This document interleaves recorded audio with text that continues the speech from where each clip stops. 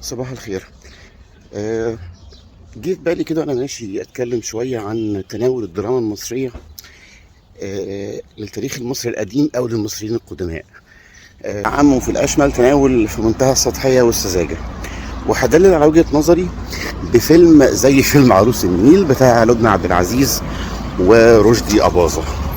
الفيلم كان بيتكلم عن واحد مهندس بترول كان بيدور على بترول فين؟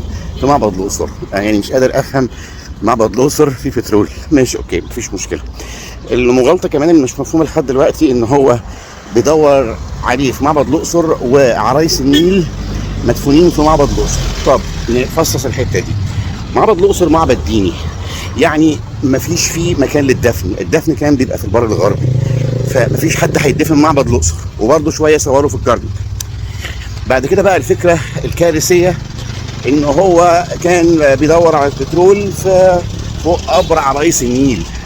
يا جماعه المصري القديم عمره ما قدم اضاحي بشريه. كان في فكره كده رواجها اليونان والرومان ان المصريين القدماء كانوا بيجيبوا بنت ويلبسوها لبس حلو ويرموها للنيل عشان النيل يرضى عننا ويفيض ويزيد والرزق كده. فطبعا الكلام ده مش يعني ما فيش اي ايفيدنس لحاجه زي كده. فالموضوع مش مجرد انه حد عنده وجهه نظر، ده هو موضوع عاوز دليل علمي. ف يعني مش قادر افهم ايه اللي يدعوهم لحاجه زي كده مثيره للضحك. وبعد كده يعني انا بتكلم على فنانين فعلا كانوا محترمين جدا. يعني لبنى عبد العزيز دي حد متعلم وابن ناس واي سين، فيعني ليه التسطيح ده وليه التهريج ده؟ حاجه من في الفيلم بتقول انه اللي كان بيذلها تظهر وتختفي حاجه كده فاقعه اسمها اخيتاتون. فمفيش حاجه اسمها اخيتاتون غير مدينه اسمها اخت اتون اللي هي المدينه الاخناتون بعد ما عمل الفكر الاتوني. مش هقول ديانه اتونيه لانه بالمناسبه اتون كاله للشمس كان معروف من قبل حركه اخناتون الاصلاحيه. anyway فده اسم مدينه مش اسم شخص يعني.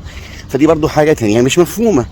فانت ليه بتزيف بالطريقه ديت وتعمل بايديها شمال النور ينور وتعمل بايديها يمين النور يطفي وتفور الدرينكات اللي بيشربوها في الخطوبه ولا في الفرح؟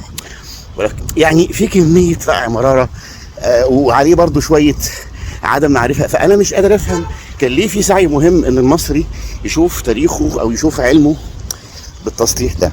حد هيقول لي اصل الدراما مش مضطره خالص تقدم لك الحقيقه. اوكي الدراما ما تقدمليش الحقيقه لكن ما تزيفليش الوعي. او المفروض يعمل لي قبل زي باسم يوسف كده يقول الفيلم دوت غير موضوعي وغير واقعي ونيموا العيال كمان يعني.